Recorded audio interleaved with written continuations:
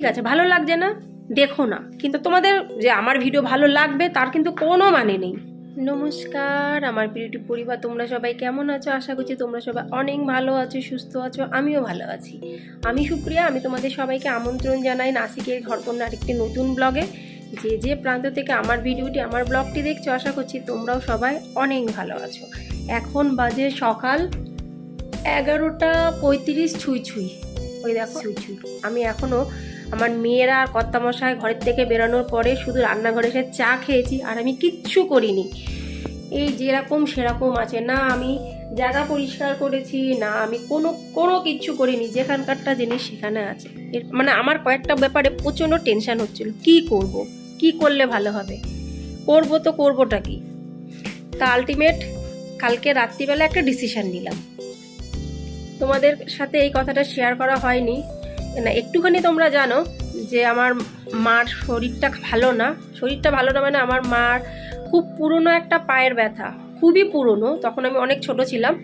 তো সেই ব্যথা বলে না, ব্যথা কোনো সময় বেইমানি করে না, তো হাড়ের ব্যথাটা এমন পরিস্থিতি হয়ে গেছে যে আমার মা পুরো বিছানায় নামতে পারছে না। হ্যাঁ, যে ডাক্তার দেখানো হচ্ছে, ডাক্তার বলেছে যে হলো যদি পাটা ঠিকঠাক আবার ফেরত পেতে চান তাহলে দয়া করে কিন্তু বিছানার থেকে নামবেন না, আর যদি ভাবেন যে না পা যেরকম আছে সেরকমই থাকুক তাহলে আপনি নামতে পারেন। তাহলে সেই মানুষটা পুরো বিছানাতে, আর তোমরা জানো যে আমার ভাই বোন বলে তো কেউ নেই, আমি একাই। তো ডিসিশন নিয়েছিলাম যে আমি কলকাতায় যাব, অন্তত চোখে দেখে আসি যে ব্যাপারটা কি হলো। আমার ভিডিওর মাধ্যমে তোমরা জানতেই পারো, সবথেকে বড় কথা যারা ডেইলি ব্লগ বানায় তারা খুব একটা বেশি কিন্তু লুকাচুরি করতে পারে না, কারণ ডেইলি ব্লগের মধ্যে কি লুকাবে। তোমরা জানো যে আমার ছোটো মেয়ের প্রথমে প্রচণ্ড শরীর খারাপ হলো, সেও হঠাৎ করে স্কুল থেকে হয়েছে, হওয়ার পরে সে তাকে বেশ কিছুদিন বাড়ি রাখা হলো। এই রিসেন্ট 2 দিন ধরে স্কুলে গেছে, কালকে গেছে আর আজকে গেছে। তো কালকে বিকাল থেকে আমার বড় মেয়ের শরীর খারাপ, বাড়ি আসার পরের থেকে এত পরিমাণে ওর শরীর খারাপ, হঠাৎ করে সন্ধ্যেবেলায় জ্বর তো জ্বর, তারপরে বলছে বমি পাচ্ছে। তো সবসময় তো ডাক্তার কাছে যাওয়ার সম্ভবও হয়ে ওঠে না, আর ইচ্ছাও হয় না। তো তখন ঘরে যা ওষুধ ছিল আর একটা ডাক্তারের সাথে কথা বলে, ওষুধ মানে আমাদেরই বন্ধু ডাক্তার বলতে পারো, হ্যাঁ, তো তার সাথে সে দাদার সাথে কথা বলে ওষুধ নেওয়া হলো। ওষুধ খেয়ে ঠিকঠাক ছিল, কোনো অসুবিধা নেই।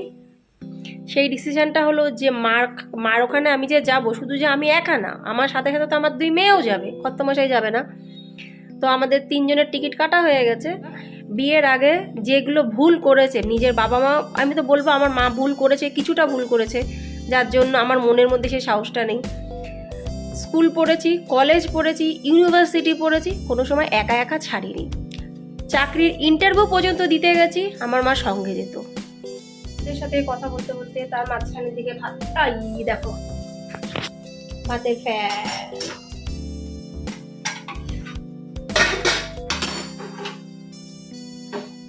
ভাত হয়ে গেছে মনে হচ্ছে, ভাত হয়ে গেল, মুসুরির ডাল বসিয়েছি। আচ্ছা, তারপরে এই যে পাঁপড় ভাজা হয়ে গেছে। হয়তো আমার মা আজকের এই ভিডিওটা যদি দেখে থাকে, তখন আমার মা একটুখানি হলেও কিন্তু ভাববে সেই সময় যদি মানে থাকতো, আমার সাথেই থাকতো, আমার সাথেই যেত, কিন্তু মাঝে মধ্যে যদি একটু ছাড়তো, তাহলে আজকে যে যাব কি যাব না, কি করব না, মাকে দেখতে যাব কি যাব না, আমাকে কিন্তু হাজারবার ভাবতে হতো না। সামান্য নিজের পরে নিজের একটা কনফিডেন্স আসতো যে না আমি পারবো। আর এই কনফিডেন্সটা আসাটা খুবই দরকার, যেটা আমার মধ্যে একদম দিন দিন হারিয়ে যাচ্ছে।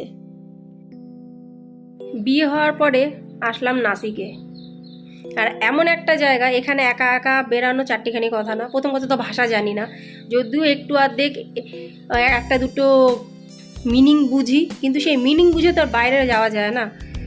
কর্তামশাই কখন আসবে হতে দিয়ে বসে থাকতে হবে, কোনো কিছু সামান্য থেকে সামান্য জিনিস কেনার জন্য বসে থাকতে হবে, মানে কপালটাই আমার এরকম। আমার এই কথাটা বলার মেন কারণ হলো, যে মানুষ সেই ছোটোবেলার থেকে এখন বয়স হয়ে গেছে, এখনো পর্যন্ত একা একা যেতে পারে না, তার মধ্যে সেই সাহসটাই নেই যে একা একা সে চলবে কি করে। প্রথমে তো আমার মা সেটাকে করতে দেয়নি, আর বিয়ের পরে এমন একটা জায়গায় ভগবান আমাকে ঠেলে ফেলেছে, বলে যা তুই ওখানে। তো এখানে এসেও সেই সুযোগ সুবিধাটা নেই। ভাষা না জানলে কিন্তু রাস্তায় বেরোনো যায় না।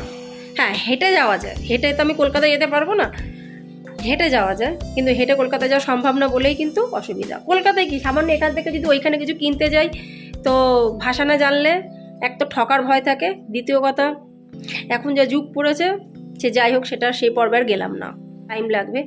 আর প্রচণ্ড পরিমাণে বৃষ্টি, তারপরে আমার মেয়েদের শরীর খারাপ, তার থেকেও বড় কথা এখন কালকের থেকে আমার বড় মেয়ের শরীর খারাপ। একটু আগে ফোন আসলো স্কুল থেকে যে ম্যাডাম আপনার বড় মেয়ের প্রচণ্ড শরীর খারাপ, কি করবো? আমি বললাম তাকে তুমি ওষুধ খাইয়ে আর প্লাস ওষুধ দিয়ে পাঠিয়েছি, তা ছোটো মেয়ের সাথে কি পাঠিয়ে দেবো? আমি বললাম ঠিক আছে, একই বাসে দুজনকে পাঠিয়ে দিন, যেহেতু দুজনের যাওয়ার সময় এক কিন্তু আসার সময়টা আলাদা।